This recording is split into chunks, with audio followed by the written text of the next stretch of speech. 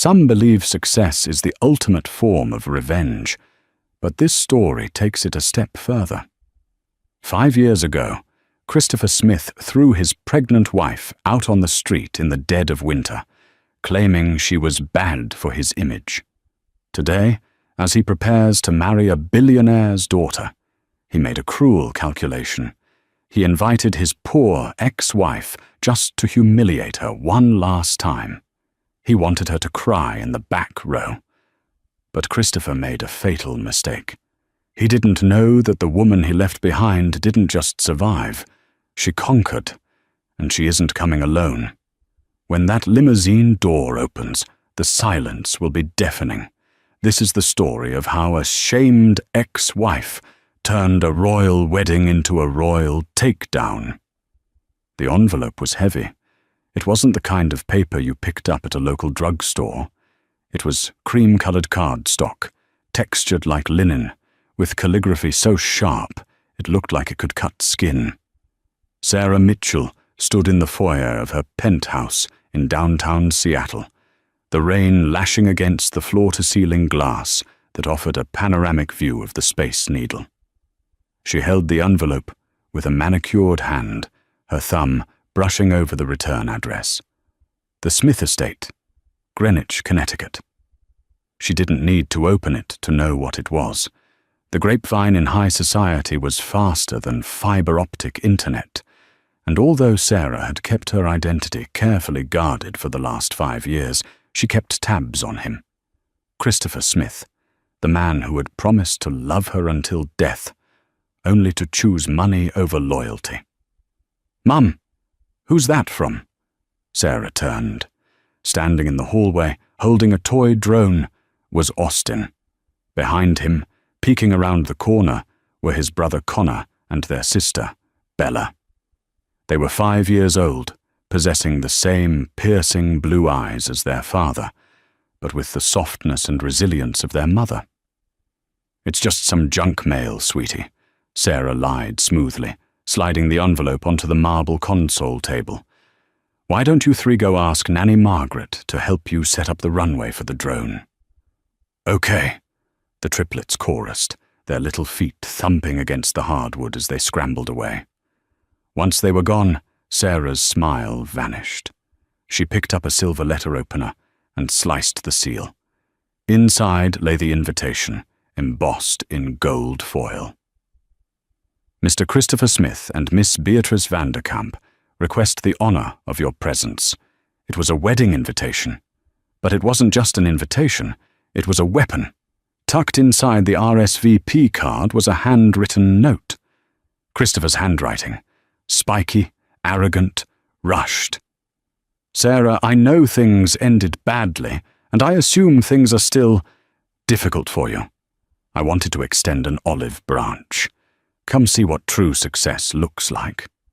Beatrice is wonderful, and I think it would be good for you to see that I've finally found someone who fits my world. I'll even cover your bus ticket if you need it. For old time's sake." Chris Sarah stared at the words. Bus ticket. The audacity stole the breath from her lungs. It transported her back 5 years to that freezing night in Chicago. She remembered the smell of Christopher's scotch as he stood by the fireplace in their small, drafty apartment. He had just landed a junior executive role at Smith Holloway, his family's estranged firm. He was climbing the ladder, and he had decided his rungs were too slippery to carry a wife who worked as a waitress. "It's just not working, Sarah," he had said, not even looking at her. "I'm going places.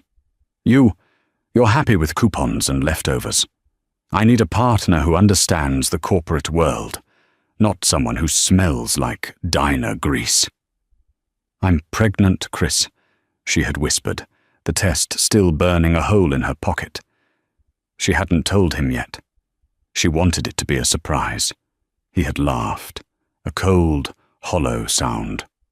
"Don't lie to keep me here, Sarah. It's pathetic. Even if you are, I don't want it. I'm filing for divorce in the morning. Pack your bags. I want you out by noon." He didn't know it was Triplets. He didn't wait long enough to find out. He threw her out into a snowstorm with 2 suitcases and a broken heart. For the first 6 months, she lived in a shelter. She scrubbed floors. She barely ate so that she could afford prenatal vitamins. But Sarah had a brain that Christopher had always underestimated. While he saw a waitress, he missed the fact that she spent her nights coding on a second-hand laptop. She developed an algorithm for supply chain logistics, Logiflow.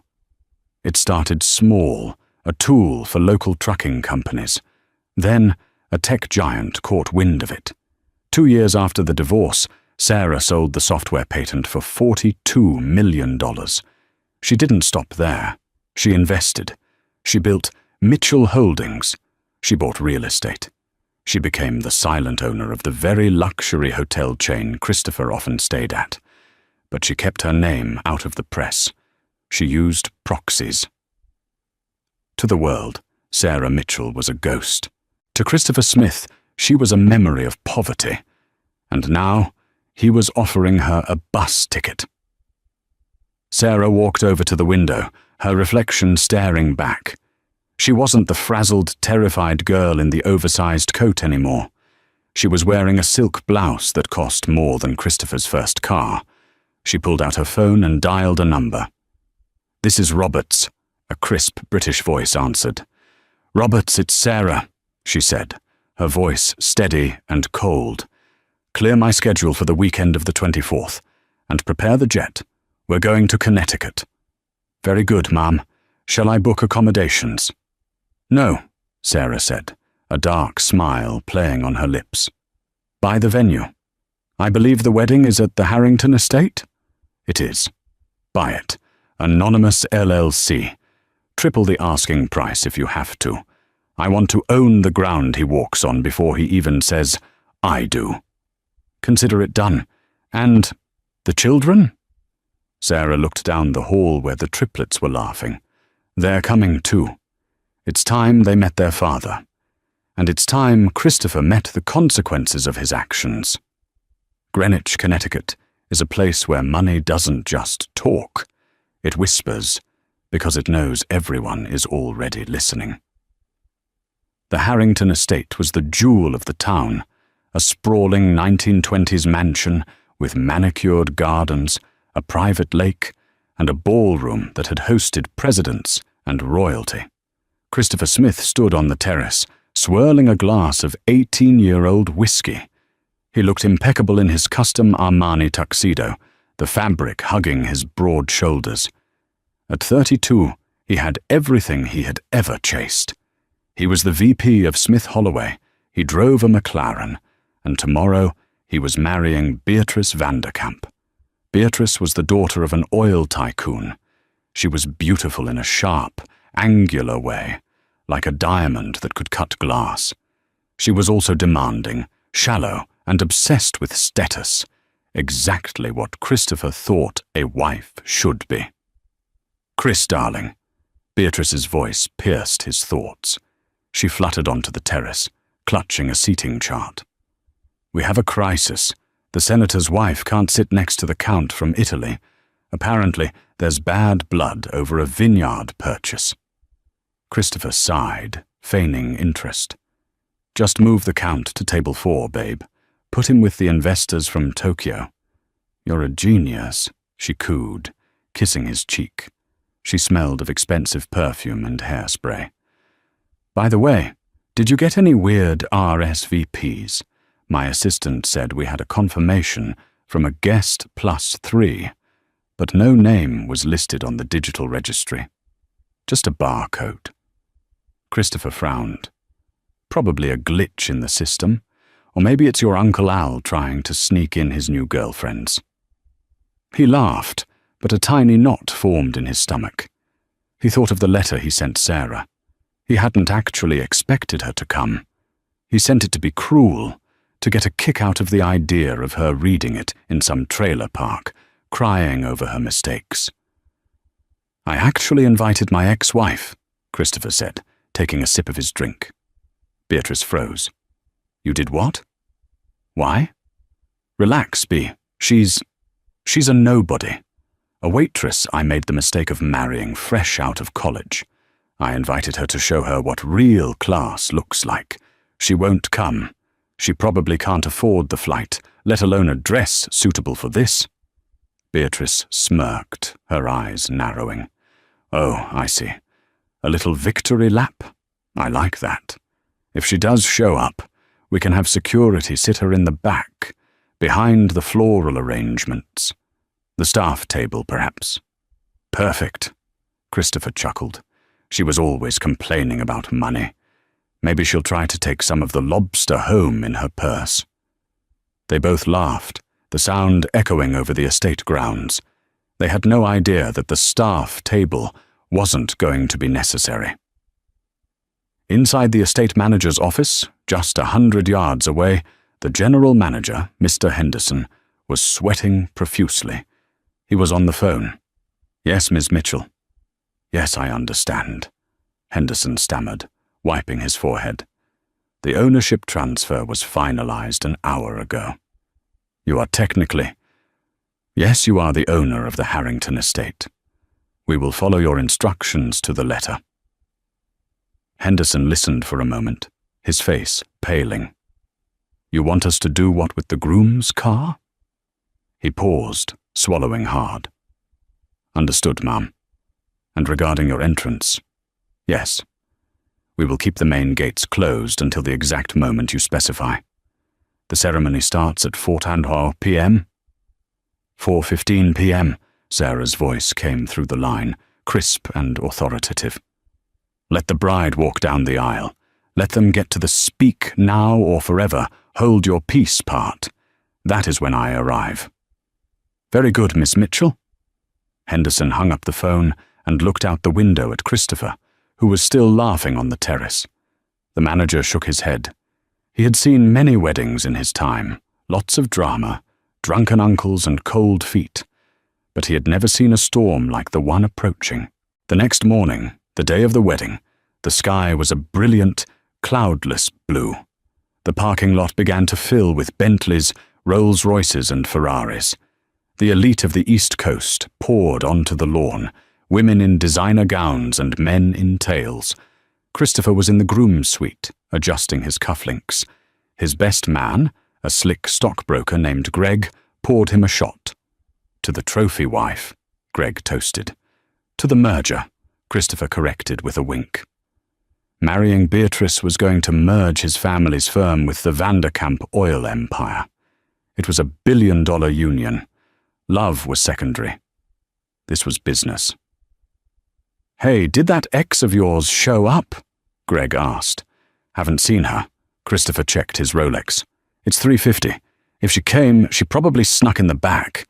I told security to keep an eye out for a woman looking out of place. You know, cheap dress, desperate eyes." "Savage, man," Greg laughed.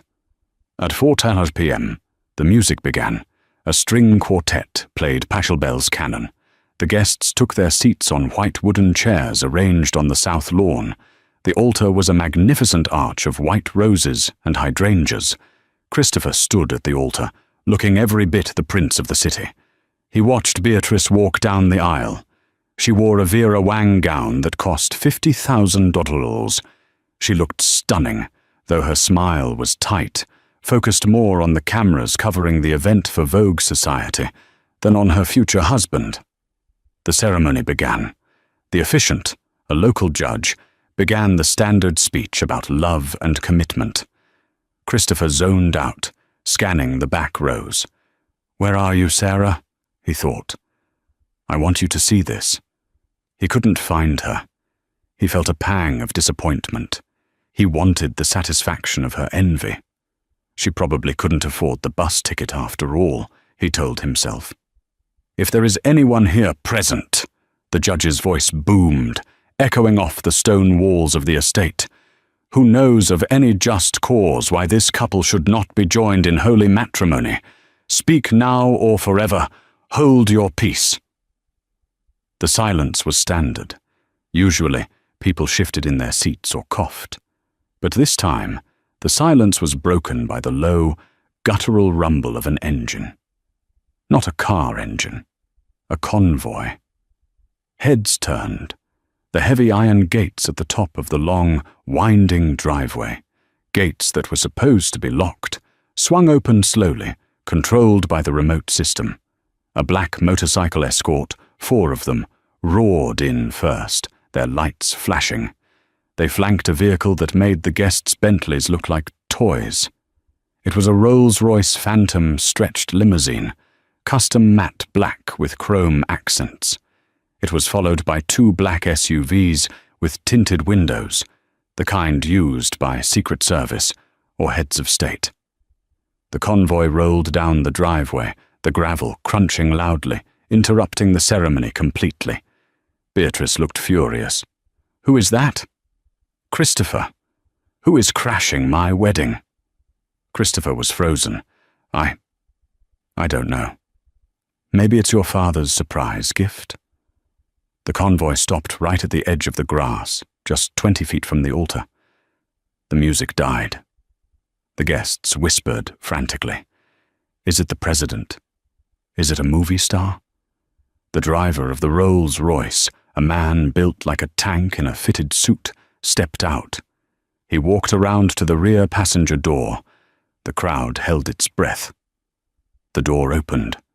First, a pair of heels hit the grass, not scuffed pumps from a discount store. These were Christian Louboutin, the soles as red as fresh blood, custom-studded with diamonds. Then, Sarah stepped out. Christopher's jaw unhinged. She was wearing a gown of midnight blue velvet that hugged her curves in a way that was both elegant and dangerous. Her hair, once usually tied back in a messy bun, cascaded in polished waves over her shoulders. She wore diamonds around her neck that caught the sunlight so fiercely it hurt to look at them. But it wasn't just the clothes, it was the aura. She radiated power. She didn't look like a waitress. She looked like a queen coming to execute a traitor. A collective gasp went through the crowd, but the real shock came 3 seconds later. Sarah didn't walk toward the altar immediately. She turned back to the car and extended her hand. "Come on, my loves," she said, her voice carrying in the stunned silence. Out stepped a boy in a miniature tuxedo. Then another boy, identical to the first. And finally, a little girl in a midnight blue flower girl dress. 3 children, triplets. They had Christopher's chin. They had Christopher's nose.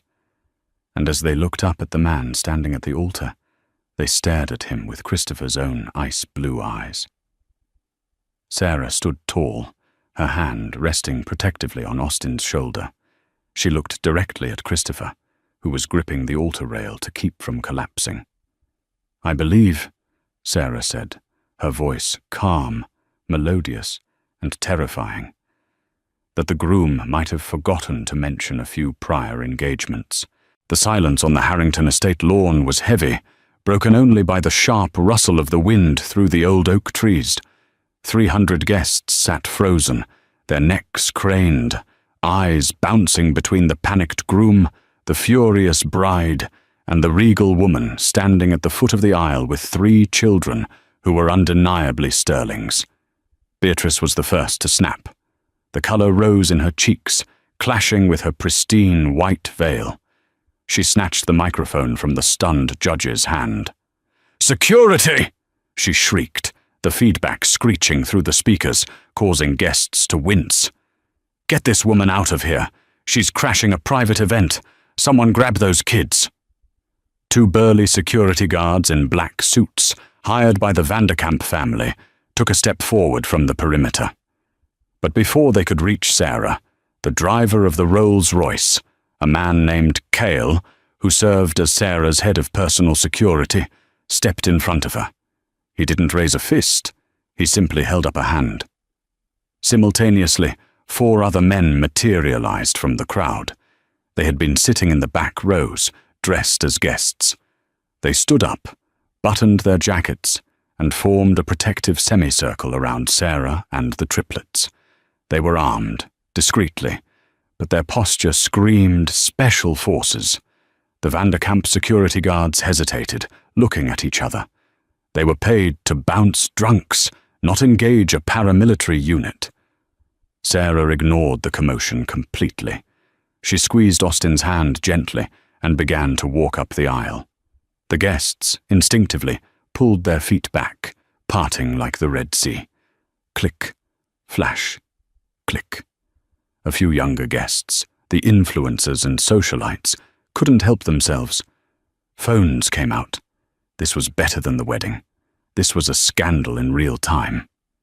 Sarah stopped 3 feet from the altar steps. Up close, Christopher looked even more pale. He was sweating, his eyes darting from the triplets to Sarah's face. "Sarah," he choked out. "What? What is this? Who are they?" "Hello, Christopher," Sarah said. Her voice wasn't loud, but in the hush, it carried perfectly. She reached into her clutch, a diamond-encrusted Judith Lieber bag worth more than Christopher's annual salary, and pulled out a crumpled piece of paper. She tossed it at his feet. "You sent me an invitation," she said coolly. "You wanted me to see what true success looks like. You offered me a bus ticket." Christopher looked down at the note lying on the white rose petals. I was joking," he stammered, his charm evaporating. "It was just closure." "Closure," Sarah repeated, tasting the word like sour wine. She looked at Beatrice, who was trembling with rage. "And you must be the upgrade, the one who fits his world."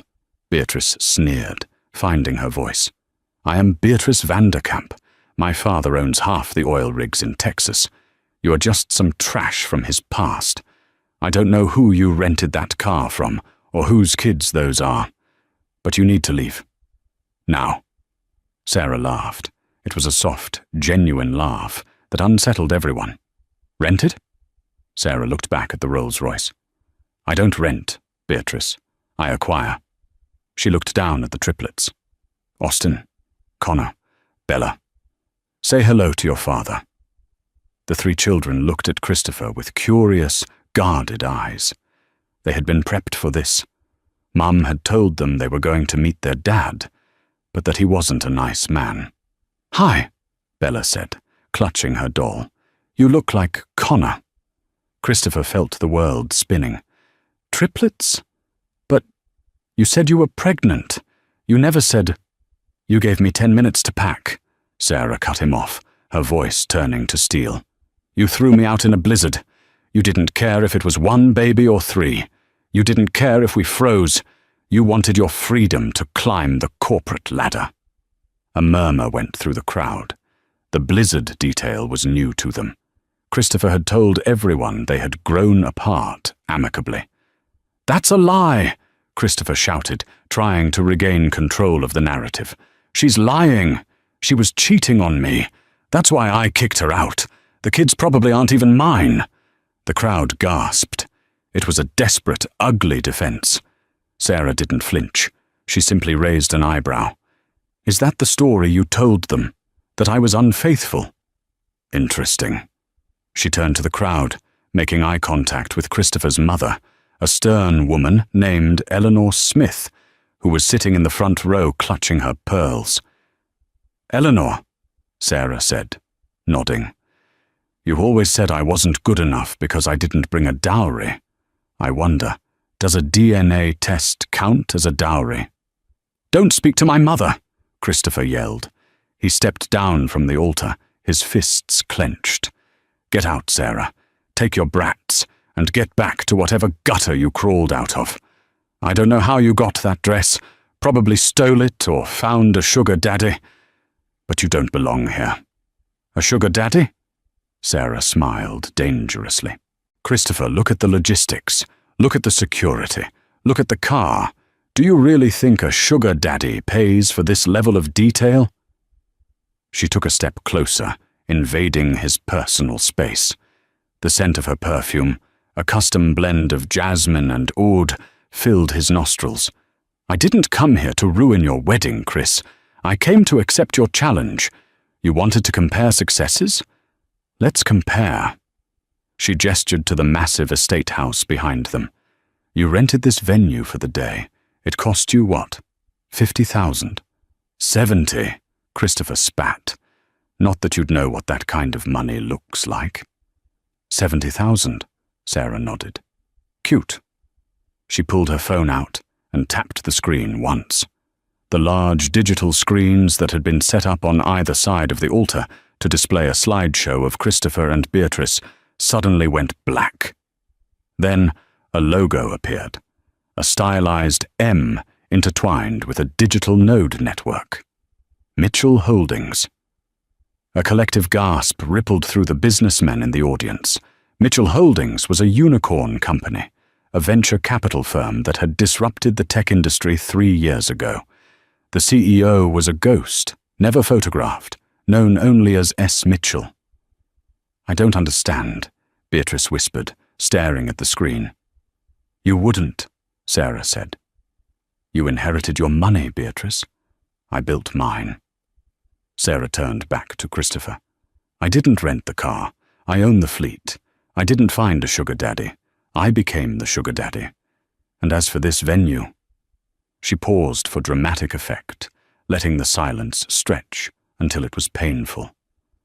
I didn't like the way the staff treated me on the phone when I called to ask for directions, Sarah lied smoothly.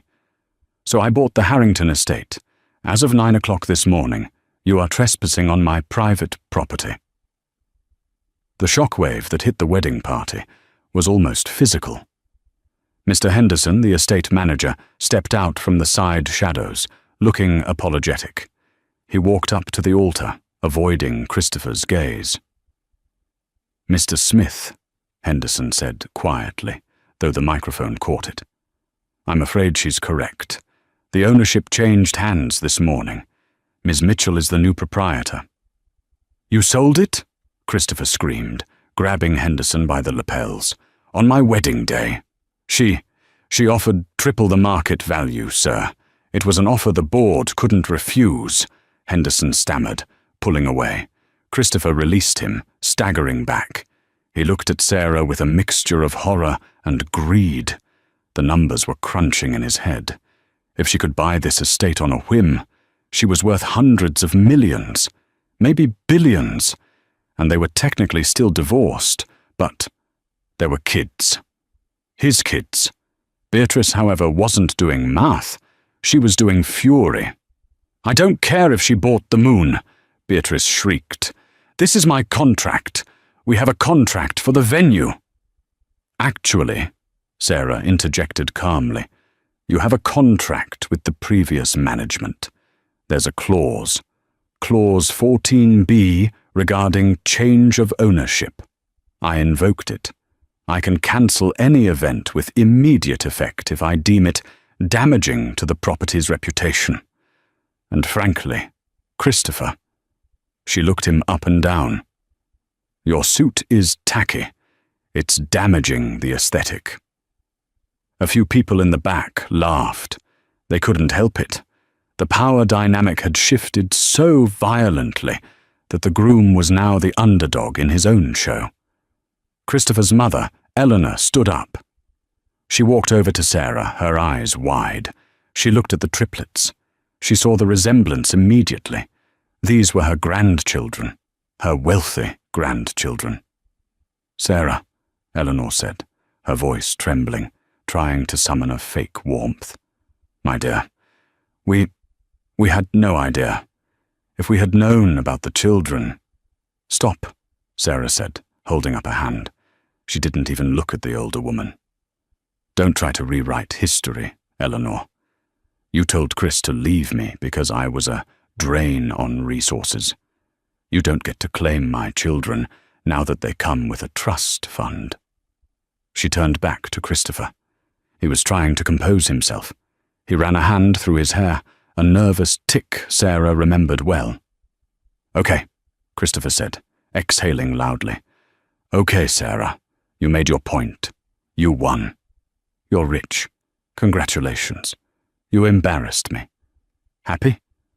Not yet, Sarah said, because there's one more thing you need to know. The invite said you wanted to show me true success at Smith Holloway. Christopher puffed out his chest slightly. Yes, I'm the VP. I'm taking the company global next year. About that, Sarah said, signaling to her bodyguard, Kyle. Kyle handed her a sleek black iPad. She tapped it and held it up. Do you know who the majority shareholder of Smith Holloway is? Sarah asked. It's a diversified portfolio, Christopher said, confused. A holding company bought 51% of the shares last year during the liquidity crisis. Blue Horizon Ventures. Blue Horizon, Sarah nodded. My favorite color, and the name of the street where that shelter was. The one I lived in after you kicked me out. Christopher's face went grey. No. Yes, Sarah smiled, but it didn't reach her eyes. I own 51% of your company, Chris. I am your boss. I have been for a year. I've been approving your bonuses. I've been reading your emails. I've been watching you claim credit for my team's logistical algorithms. She swiped the screen, and I've been waiting for the right moment to conduct a performance review. Beatrice stepped away from Christopher as if he were contagious.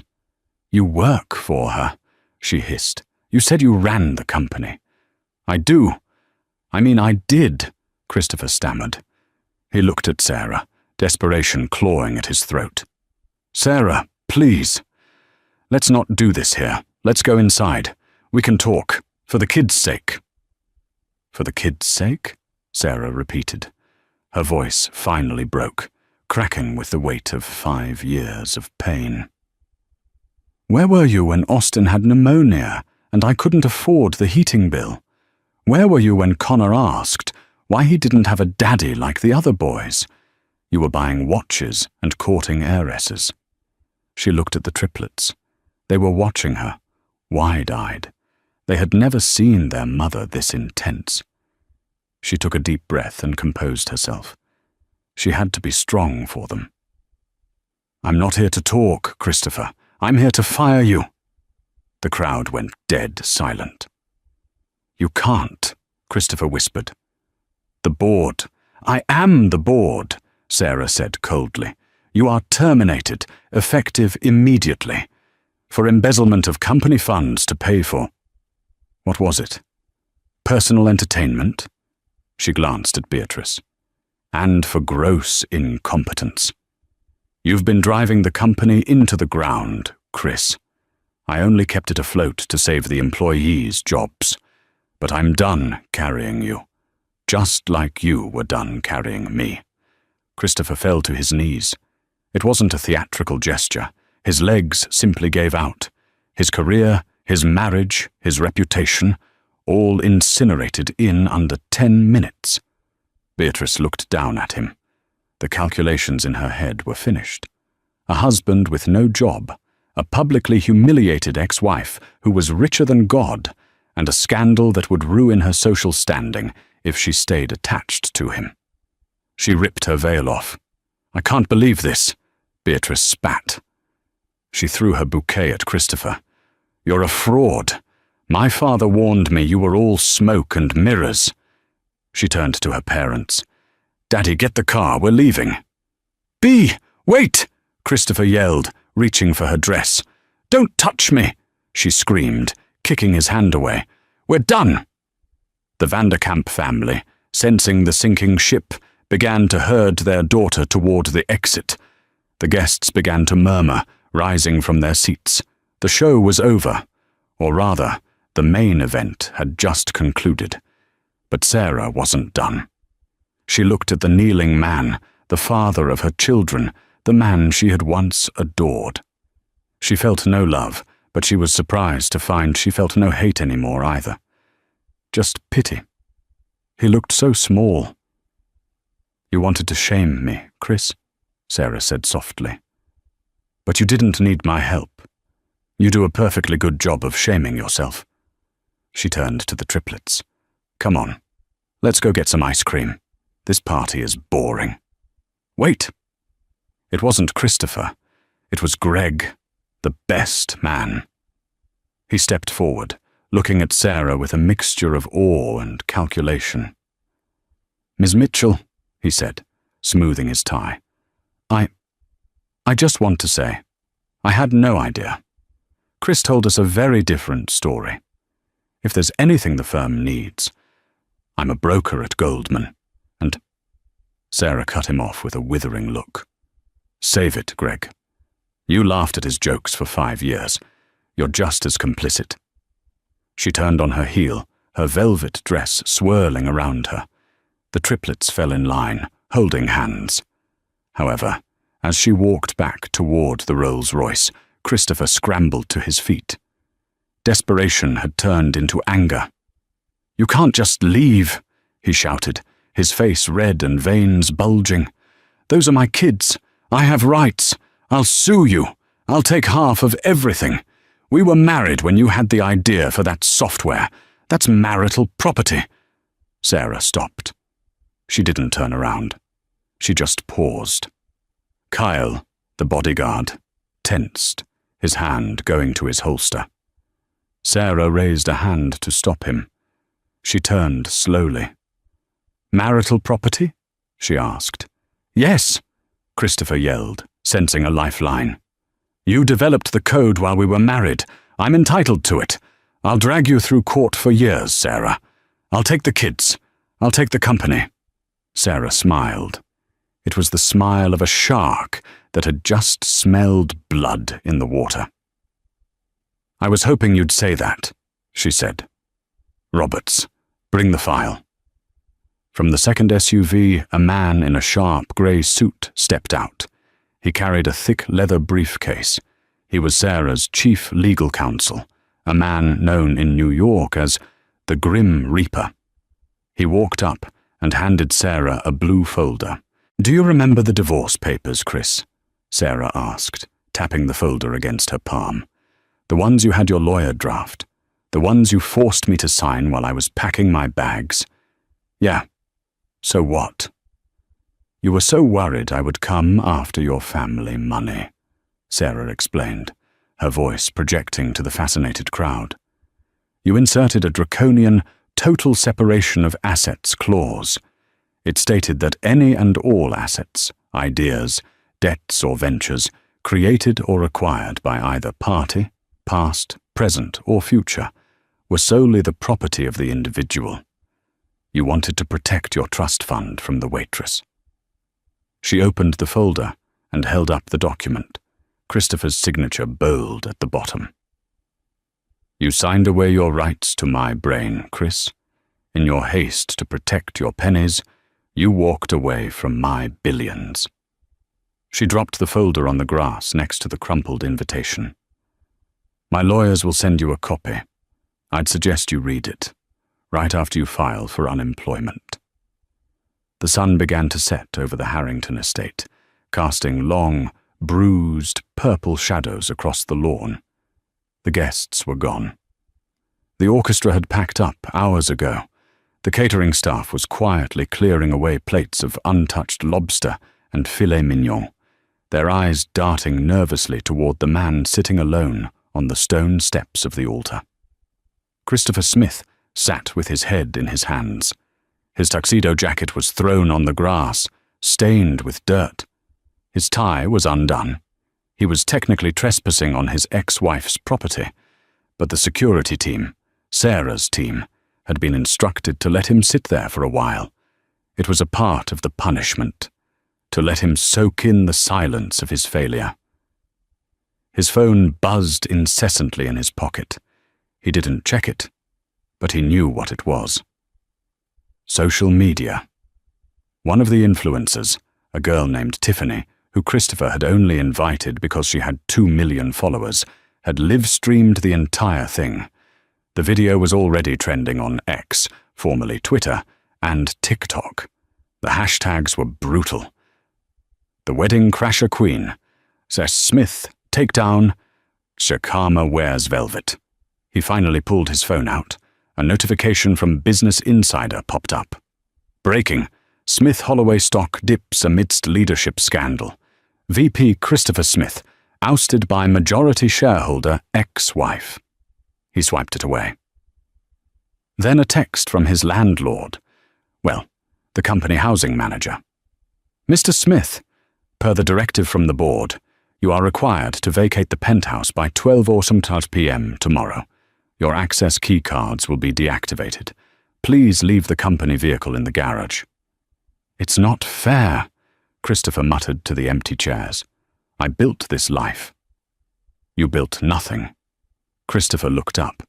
It was his father, Richard Smith. The older man looked aged, his face grey. He was leaning on a cane, standing by the edge of the aisle. Dad, Christopher said, standing up on shaky legs. Dad, you have to help me. She's crazy. She's trying to ruin us. You need to call the lawyers. We can fight the dismissal. Richard shook his head slowly. There was no sympathy in his eyes, only the cold pragmatism of a man who loved money more than his son. There is no us, Christopher. I just got off the phone with the board. Sarah, Ms. Mitchell, has provided them with a dossier. 5 years of expense reports. You charged vacations to the Caymans as client acquisition.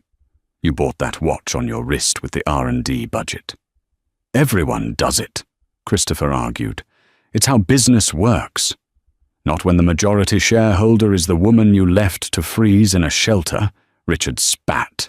You were careless, you were arrogant, and you have cost this family its legacy. Richard turned to walk away. Where are you going? Christopher cried out. I need a place to stay. They're kicking me out of the apartment. I suggest you try a motel, Richard said without looking back. The manor is closed to you. Your mother is distraught. We can't afford the association with you right now. Not until the stock stabilizes. Christopher watched his father limp away to his sedan. For the first time in his life, Christopher Smith was truly, completely alone. Meanwhile, 5 miles away at the Ritz-Carlton, the atmosphere was very different. The presidential suite was filled with the sound of cartoons and room service carts. Austin and Connor were building a fort out of pillows, while Bella sat on Sarah's lap, eating a strawberry. Mommy, Bella asked, wiping red juice from her chin. Was that man really our daddy? Sarah stroked her daughter's hair, her heart aching. She had prepared for this conversation, but it didn't make it any easier. Yes, baby, that was him. He looked mad, Austin piped up from the pillow fort. And he yelled. He was just confused, Sarah said carefully. She would never poison them against him, even if he deserved it. They would learn the truth on their own time. He made some bad choices a long time ago, and today he had to face them. I don't like him, Connor said decisively, throwing a pillow. I like Kyle better. Kyle plays soccer with us. Sarah looked up at Kyle, who was standing by the door, keeping watch. The stoic bodyguard offered a rare, faint smile. We don't have to see him if we don't want to, Sarah promised. We're going to stay here for a few days, explore the city, and then we're going home. To the big house? Bella asked. To the big house, Sarah confirmed. Later that night, after the triplets had fallen asleep in the massive king-sized bed, Sarah walked out onto the balcony. The city lights of Greenwich twinkled below. She held a glass of wine, but her hand was trembling slightly. The adrenaline of the confrontation had worn off, leaving a hollow exhaustion. She had won. She had decimated him. But it didn't undo the nights she had cried herself to sleep on a cot in the shelter. It didn't undo the fear of those first few months, wondering if she could afford diapers. Her phone rang. It was her lawyer, Roberts. Sarah, Roberts said, his voice grave. I thought you should know. Beatrice Vanderkamp gave a statement to page 6. Let me guess, Sarah sighed. She's playing the victim? Worse, she's distancing herself completely. She claims she was deceived by Christopher and is looking into annulment options for the engagement, but she also took a swipe at you. She called the interruption a classless display of new money, and hinted that the children were props. Sarah gripped the railing. She can say whatever she wants about me, but if she mentions my children again, I will buy her father's oil company and dismantle it pipe by pipe. I've already sent a cease and desist, Roberts assured her. But there's something else. Christopher has been calling the office. Repeatedly. What does he want? He wants a meeting. He says he wants to discuss co-parenting arrangements. But Sarah, he sounds unstable. He's insisting that he has rights. Sarah looked back through the glass doors at her sleeping children. He waived his rights when he signed those papers 5 years ago, Sarah said, her voice turning to ice. But if he wants a meeting, let's give him one. Not a co-parenting meeting, a deposition. 3 weeks after the wedding catastrophe, Christopher Smith was a shell of his former self. He was no longer living in a penthouse. He was rotting in a mildew-scented motel room in Queens, the kind where the neon sign outside flickered with a depressing buzz. He sat on the edge of a sagging mattress, staring at a corkboard covered in telephoto pictures of Sarah and the Triplets, photos he had bought with the last of his pawned watch money. His assets were frozen, his reputation incinerated, and his friends had blocked his number. "She stole my life," he whispered, his voice rasped from days of silence. In his twisted mind, the narrative had shifted. Sarah wasn't the victim. She was the thief. And the children? They weren't just his offspring. They were his leverage. If he could get physical custody, even for a day, the courts would have to listen. He could demand a settlement. He could demand his life back. He grabbed his coat. He knew their schedule. The private investigator had done his job before, quitting due to lack of payment. The Dalton School. Upper East Side. 3,5 in 8 p.m. It was a biting Tuesday afternoon. Christopher stood across the street from the prestigious school, blending into the crowd of chauffeurs and nannies. He looked manic, unshaven, and desperate. At 3 p.m., the doors opened. A sea of children in navy blazers poured out. Christopher's heart hammered. Then he saw them. Austin, Connor, and Bella walked out, laughing, trailing a few feet ahead of Cale, the massive bodyguard.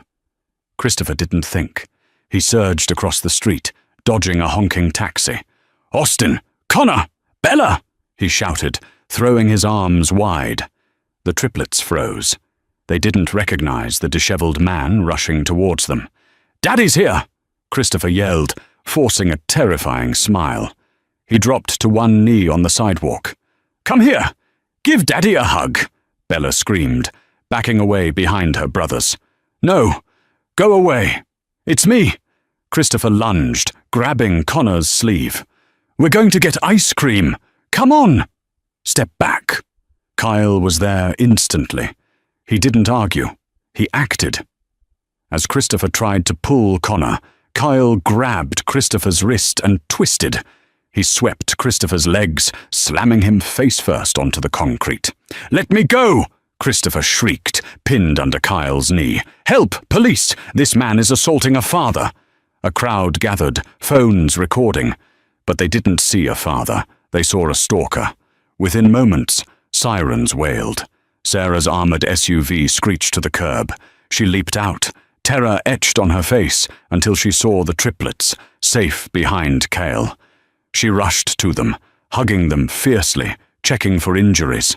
Then she turned to Christopher, who was being hauled up by arriving police officers. "Sarah," Christopher begged, bleeding from his lip. "I just wanted to see them. I have rights. I love them." Sarah walked up to him, her eyes cold as ice. "You don't love them," she said, loud enough for the crowd to hear. "You don't even know them. You don't know Bella is allergic to strawberries. You don't know Austin is afraid of thunder.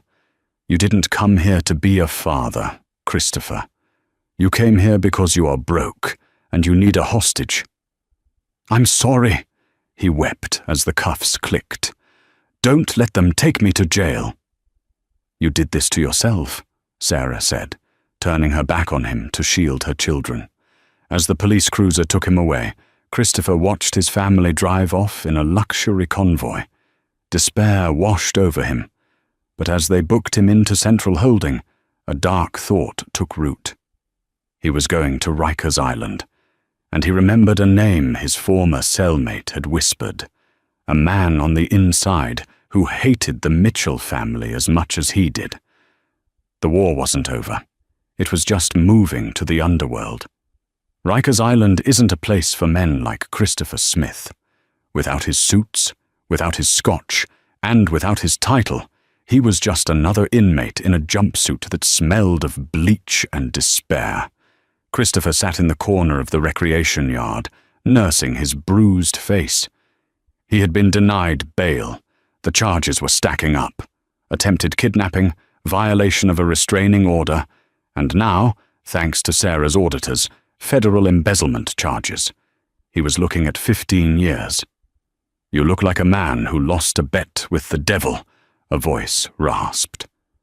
Christopher looked up. Sitting on the bench next to him was a man who looked like he was carved out of granite. He had a spiderweb tattoo on his neck and eyes that were completely dead. His name was Russo. He was Mob. "My wife," Christopher spat. She ruined me. She has everything. The money, the company, the kids." Russo chuckled darkly. "Money comes and goes, kid.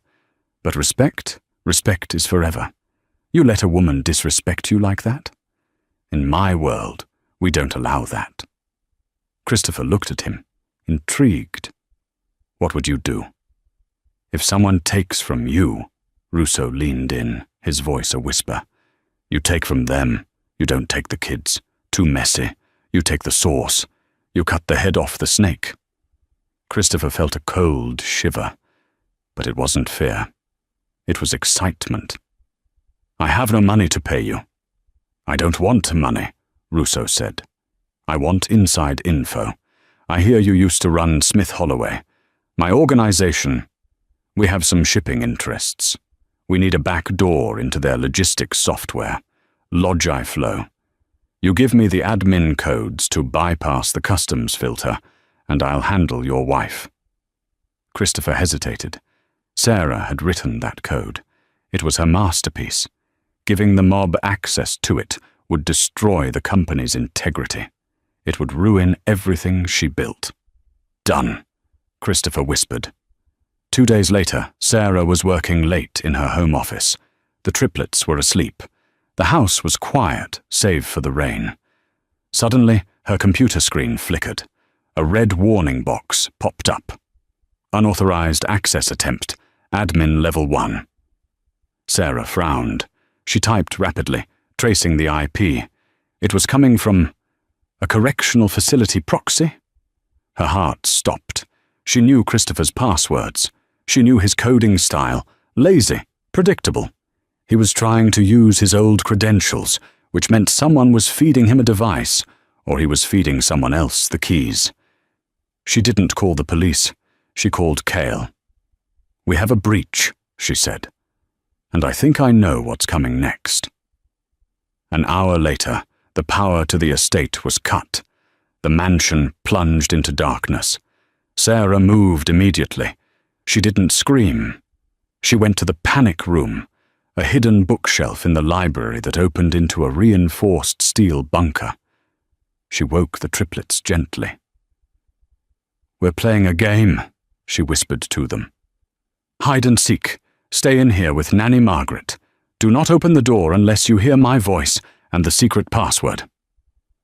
"What's the password?" Austin asked, rubbing his eyes. "Blue Horizon." She kissed them. She locked them in.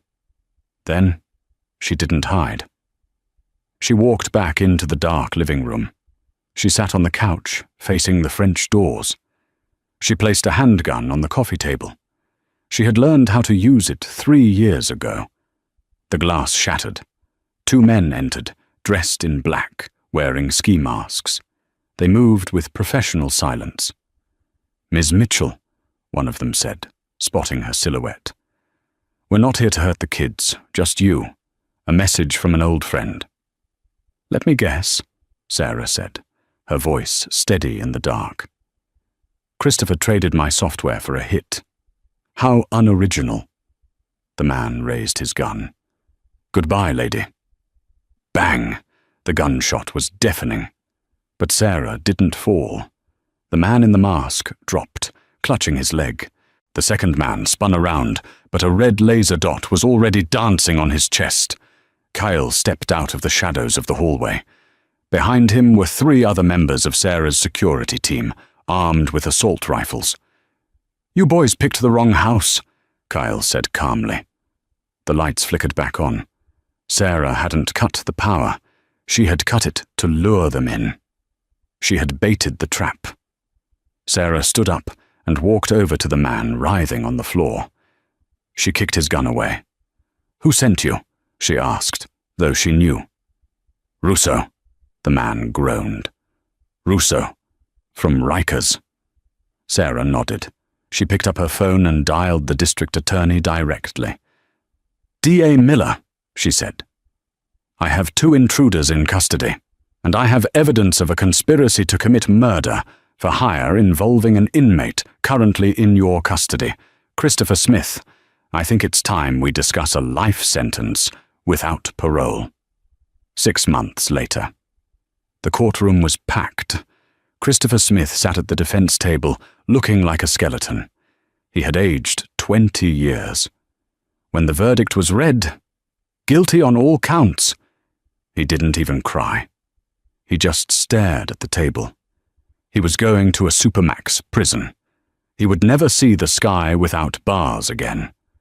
Sarah wasn't there to see it. She didn't need to be. She was on a yacht in the Mediterranean. The sun was setting, painting the water in gold and violet. Austin, Connor, and Bella were jumping off the diving board, shrieking with joy. "Mom, look at me!" Bella yelled, doing a cannonball. Sarah laughed, clapping her hands. She adjusted her sunglasses and leaned back on the lounge chair. She picked up her tablet. A notification from the stock exchange. Mitchell Holdings acquires Vanderkamp Oil. She smiled. Beatrice's family had gone bankrupt trying to cover up the scandal, and Sarah had bought them out for pennies on the dollar. She was going to turn their oil rigs into wind farms. She put the tablet down. She looked at her children. They were happy. They were safe. They were loved. Christopher had wanted to shame her. He had wanted to show her that she was nothing without him. Instead, he had given her the fire to become everything he could never be. Sarah Mitchell closed her eyes and listened to the ocean. The best revenge wasn't prison. It wasn't money. It was this. It was peace. And that is how Sarah Mitchell turned an invitation of shame into a declaration of victory. She proved that when someone tries to bury you, sometimes they're just planting a seed. Christopher Smith lost everything because he underestimated the heart of a mother and the brilliance of a woman scorned. What do you think? Did Christopher deserve his fate? Or was Sarah too ruthless in the end? Let me know in the comments below. I read every single one. If you enjoyed this story of karma and justice, please hit that like button. It really helps the channel. And don't forget to subscribe and ring the bell so you never miss a new story. Thanks for watching, and remember, success is the best revenge.